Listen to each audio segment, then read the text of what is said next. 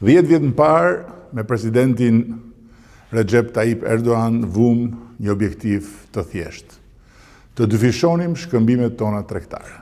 Sot kemi shkuar për te. Nga 250 milion euro në mbi 1 miliard vetëm në 9 muajt e parë të këtij viti.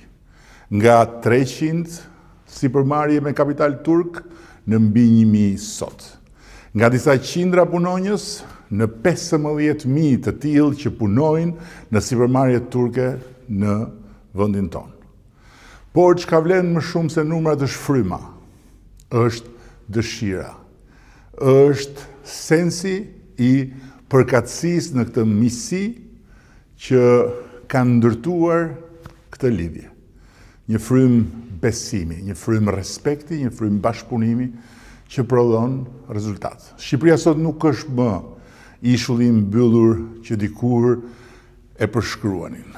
Shqipëria sot është një vend i hapur, një ishull i bukur mundësish, një ishull ku mund të shumëfishosh investimin tënd, dhe jo në shumë, por në pak vite.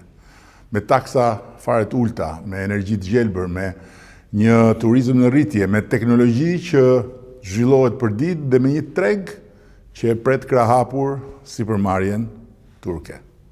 Vetëm këtë vit, 300.000 turistë nga Turqia zgjodhin Shqipërinë. Kjo është e jashtëzakonshme, po të mendosh se jo shumë vite më parë ata numëroheshin me gishtat e dorës.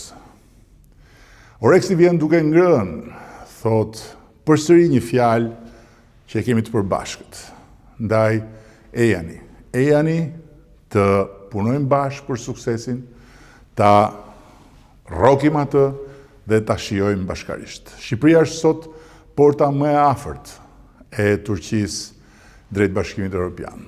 Shqipëria është sot një partner i qëndrueshëm në siguri, në energji, në turizëm dhe në teknologji. Qeveria shqiptare më shumë se sa një qeveri mike, një vendi mik, është një partnere strategjike, një vendi të lidhur në një aleancë strategjike me Turqinë.